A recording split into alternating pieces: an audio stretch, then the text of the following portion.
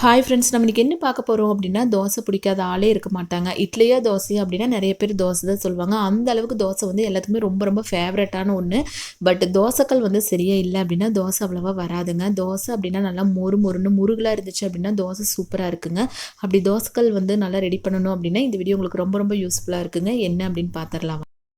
தோசைக்கல் வந்து வாரத்தில் ஒரு டைமோ இல்லை 10 நாளைக்கு ஒரு டைமோ க்ளீன் பண்ணோம் அப்படின்னா தோசை அவ்வளோவா வராதுங்க. தோசை வந்து சுத்தமாக வரல அப்படிங்கிற டைமில் இந்த டிப்பில் ட்ரை பண்ணுங்கள். என்ன அப்படின்னா, தோசைக்கல் வச்சு லைட்டாக சூடானதுக்கப்புறம் லோ ஃப்ளேம் மாற்றிட்டு லைட்டாக தண்ணி தெளித்து விட்டு கொஞ்சமாக பேஸ்ட் உள்ளே சேர்த்துக்குங்க. உங்கள் வீட்டில் நீங்கள் என்ன பேஸ்ட் யூஸ் பண்ணாலும் அது லைட்டாக உள்ளே சேர்த்துட்டு அதுக்கு மேலே லைட்டாக தண்ணி தெளித்து விட்டுருங்க. நான் ஆல்ரெடி சொன்ன மாதிரி அடிக்கடி இந்த மெத்தடில் ட்ரை பண்ண வேண்டாம். தோசை வந்து சரியாக வரல, இல்லை தோசைக்கல் வந்து ரொம்ப எண்ணெய் பிசுபிசுப்பாக இருக்குது அப்படிங்கிற டைமில் மட்டும் இந்த மெத்தடில் ட்ரை பண்ணி பாருங்கள். அதே மாதிரி தோசைக்கல் வந்து இப்போ சூடாக இருக்கும். அதனால் நீங்கள் என்ன பண்ணலாம் அப்படின்னா, நல்லா லோ ஃப்ளேம் மாற்றிட்டு புதுசாக ஒரு ஸ்க்ரப்பர் எடுத்துக்கங்க. ரொம்ப ஹார்டாக எடுக்காதீங்க. கொஞ்சம் சாஃப்டான ஒரு ஸ்க்ரப்பர் எடுத்து இந்த மாதிரி தேய்ச்சி விட்டுருங்க. நான் ஆல்ரெடி சொன்னேன் தோசைக்கல் வந்து ஹீட்டாக இருக்கும். அதனால் பார்த்து கேர்ஃபுல்லாக இது வந்து இந்த மாதிரி தேய்ச்சி எடுத்துக்கங்க.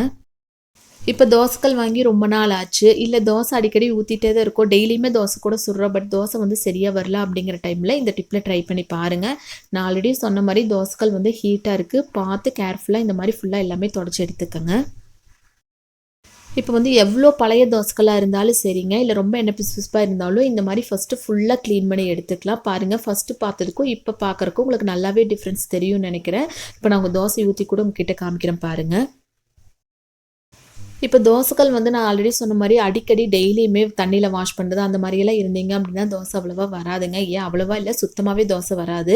ஸோ ரொம்ப எண்ணெய் பிசுபிசுப்பாக இருக்குது, இல்லை ரொம்ப நாள் ஆச்சு கழுவி க்ளீன் பண்ணி அப்படிங்கிற டைம்லேயே மட்டும் இந்த மாதிரி ட்ரை பண்ணி பாருங்கள். இப்போ நெக்ஸ்ட்டு வந்து தோசைக்கல் வச்சு தோசைக்கல் நல்லா சூடானதுக்கப்புறம் இப்போ தண்ணி எண்ணெய் இந்த மாதிரி எதுவுமே நான் மேலே போடலை, டேரெக்டாக நம்ம தோசை ஊற்றுறோங்க. இப்போ தோசை ஊற்றி உங்ககிட்ட காமிக்கிறேன் பாருங்கள் எப்படி இருக்குது அப்படின்னு. இப்போ தோசைக்கல் க்ளீன் பண்ண உடனே நிறைய பேர் பண்ணுற ஃபஸ்ட்டு மிஸ்டேக் என்ன அப்படின்னா, க்ளீன் பண்ண உடனே நம்ம ஸ்டவ் ஆன் பண்ணி மறுபடியும் தோசைக்கல் வைக்கிறோம் இல்லைங்களா, ஹீட் ஆனதுக்கப்புறம் எண்ணெய் ஃபஸ்ட்டு தோசை அப்படிங்கிறதுனால எண்ணெய் சேர்த்துக்கலாம். அதே மாதிரி இப்போ தான் நம்ம க்ளீன் பண்ணியிருக்கோம், எண்ணெய் ஊற்றணும் அப்படின்னா தான் தோசை நல்லா வரும், அந்த மாதிரியெல்லாம் இல்லைங்க. ஃபஸ்ட்டு தோசைக்கு நான் ஆல்ரெடி உங்ககிட்ட காமிச்சு இல்லைங்களா, தோசைக்கல் ஹீட் ஆனதுக்கப்புறம் இந்த மாதிரி தோசை சுட ஆரம்பிச்சிட்டோம்.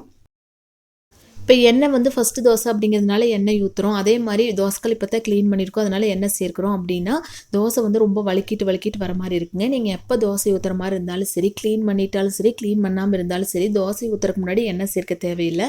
தோசை ஃபஸ்ட்டு இந்த மாதிரி ஊற்றிட்டு ஒரு சைடு மட்டும் லைட்டாக எண்ணெயோ நெய்யோ சேர்த்துட்டு மீடியம் ஃப்ளேமில் வச்சுக்கோங்க. ரொம்ப ஹை ஃப்ளேமில் வச்சாலும் சென்டர் ஃபுல்லாக கருகின மாதிரி ஆயிடும். ஸோ மீடியம் ஃப்ளேம்லேயே நம்ம 2 சைடு திருப்பி போட்டோம் அப்படின்னா தோசை வந்து சூப்பராக வரும். ஸோ உங்கள் வீட்லேயும் இந்த மெத்தடில் ட்ரை பண்ணி பார்த்துட்டு எப்படி வந்துச்சுன்னு சொல்லுங்கள். தேங்க்யூ.